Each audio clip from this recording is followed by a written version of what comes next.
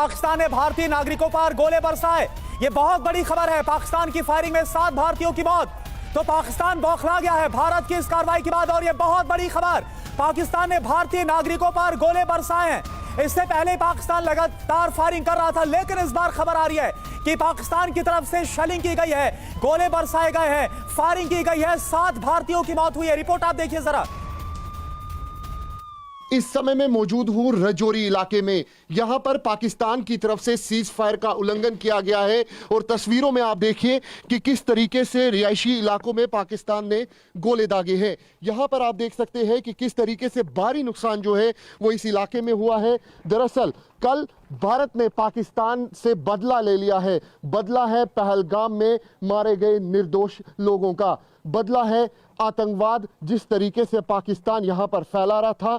9 जगहों पर स्ट्राइक जो है भारत ने की है। वहीं पाकिस्तान बौखला गया। पाकिस्तान की तरफ से लाइन ऑफ कंट्रोल पर सीज फायर का उल्लंघन किया गया और साथ में आर्टिलरी के जरिए जो है रिहायशी इलाकों में गोले जो है वो दागे गए।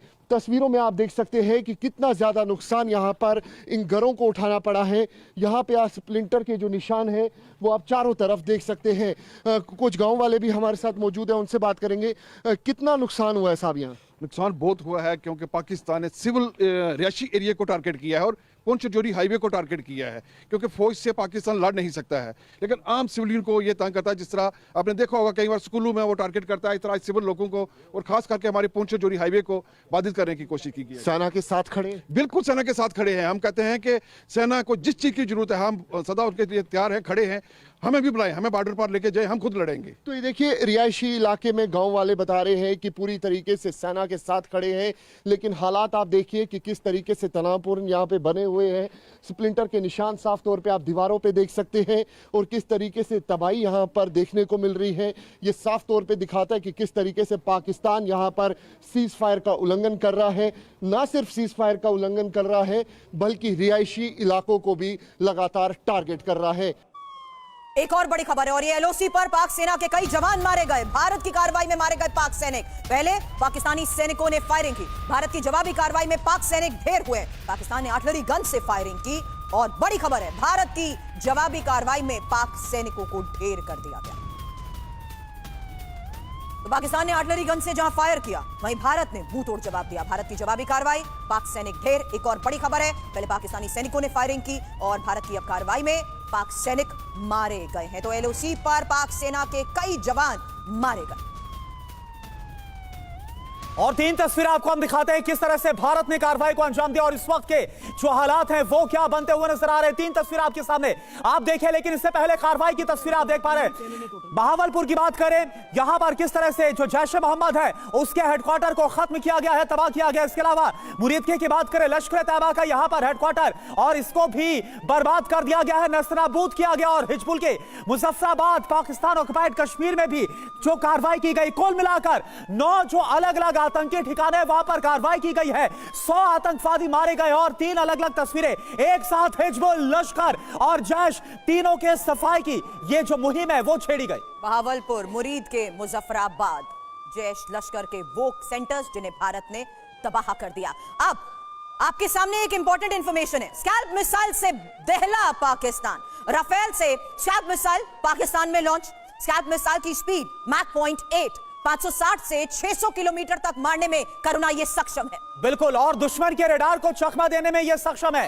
किल वेब रणनीति का हिस्सा स्कैल्प मिसाइल के तहत है। ये भारत के पास 300 से ज्यादा स्कैल्प मिसाइल है और आप देखिए जो 9 हमले हुए वहां पर जो अलग अलग स्ट्राइक हुई है, उसके बाद पाकिस्तान में यह हाल है। आगे अगर पाकिस्तान एस्केलेट करता है तब क्या होगा ये पाकिस्तान खुद समझ सकता है। हालांकि ये इंफॉर्मेशन लगातार आपको टीवी9 भारतवर्ष बता रहा है, जहां ऑपरेशन सिंदूर की मिनट टू मिनट डिटेल्स तो हम आपके सामने रख रहे हैं, लेकिन पाकिस्तान के 100 किलोमीटर अंदर तक भारत ने आतंकी मारे हैं और 9 ठिकाने।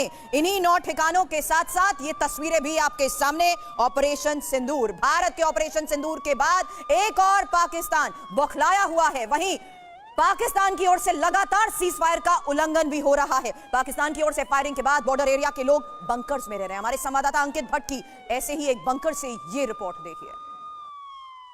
मैं इस वक्त बंकर में मौजूद हूं। तस्वीरों में आपको दिखाने की कोशिश करूंगा कि किस तरीके से लोग जो है वो अपनी जान बचाने के लिए इन बंकरों का इस्तेमाल जो है वो करते हैं। कल पाकिस्तान की तरफ से बीती रात सीज फायर का उल्लंघन भी किया गया। अभी भी जो रुक रुक कर फायरिंग है वो पाकिस्तान की तरफ से की जा रही है। आप छोटे बच्चे देख सकते हैं, बुजुर्ग देख सकते हैं, उनके साथ साथ जो यहाँ पर नौजवान हैं उनको देख सकते हैं, क्योंकि पाकिस्तान लगातार सीज फायर का उल्लंघन कर रहा है। पहलगाम आतंकी हमले का बदला भारत ने ले लिया है और पूरी तरीके से पीओके और साथ में पाकिस्तान में आतंकियों के जो लॉन्च पैड्स है, ट्रेनिंग कैंप्स है, उन पर स्ट्राइक की गई है। और ऐसे में पाकिस्तान की तरफ से लाइन ऑफ कंट्रोल पर जो बौखलाहट है पाकिस्तान की वो देखने को मिली है। कुछ गांव वाले भी हमारे साथ मौजूद हैं, उनसे बात करेंगे। कितनी जबरदस्त फायरिंग रही? सर रात को लगभग 1:30 बजे के करीब बहुत हैवी सेलिंग हुई यहाँ पे, तो हमने पूरी रात बैंकर में निकाली है। पूरी रात बंकर में? हाँ, 1:30 बजे के बाद सुबह तक बैंकर में थे। तो अभी भी रुक रुक के फायरिंग हो रही है। अभी भी हो रही है फायरिंग? हाँ जी, हाँ जी, रुक रुक के हो रही है अभी भी। डर का माहौल है? डर का माहौल है सर, खेत में जा नहीं सकते हैं। इस बात की खुशी है कि भारत ने अपना बदला लिया? हाँ जी, हाँ जी, बहुत खुशी है हमें जो भारत ने अपना बदला लिया है स्थायी बंधु का। कितने खुश हैं आप लोग इस बात से कि पाकिस्तान भारत ने अपना बदला ले लिया? अंकल जी आगे आगे। हाँ, तो इस बदले का लेना जरूरी था। हाँ, क्योंकि जो ये काम शुरू से हमारे चल रहा है, हाँ, उसका बदला लिया। अब कुछ शांति हो जाएगी। लग रहा आपको? अब कुछ शांति हो जाएगी। जो 9 ठिकाने दबा में आग लगी हुई थी, पूरी इंडिया में स्थायी बंधुओं की बदले की आग लगी हुई थी, जो ले लिया। अभी थोड़ी शांति होगी। लेकिन अब बॉर्डर पे जो पाकिस्तान जो सीज फायर का उल्लंघन कर रहा है उसको लेकर क्या कहेंगे? सर ये तो होता ही रहता है तकरीबन। हमने जब से होश संभाली है ये तो फायर तो चलता ही रहता है, इतना नहीं है। उसके लिए आप तैयार हैं? तैयार है, हमें कोई डरने की कोई बात नहीं है। तो देखिए, लोग बता रहे हैं कि जो पाकिस्तान की तरफ से सीज फायर का उल्लंघन किया जा रहा है उसके लिए हम तैयार हैं, लेकिन भारत ने अपना बदला जो है वो ले लिया है। और पूरी रात ये लोग जो है ये बता रहे हैं कि हम इसी बंकरों में रहे हैं। आप देख सकते हैं कि पूरी तरीके से यहाँ के जो लोग हैं वो साफ तौर पे भारतीय सेना के साथ खड़े हुए हैं। लगातार पाकिस्तान की तरफ से लाइन ऑफ कंट्रोल के इलाके में सीज फायर का उल्लंघन किया जा रहा है। भारतीय सेना पाकिस्तान को मुंह तोड़ जवाब दे रही है। पाकिस्तान की तरफ से रिहायशी इलाकों में गोले दागे जा रहे हैं। 3 नागरिकों की जो मौत है वो भी हुई है। कैमरा पर्सन अनुदीप शर्मा के साथ अंकित भट्ट, TV9 भारतवर्ष के लिए। मुजफ्फराबाद से जहां पर हमले की सबसे नई तस्वीर आप आपको दिखाते हैं। पाकिस्तान ऑक्युपाइड कश्मीर में मुजफ्फराबाद में हमले के सबूत आपके सामने।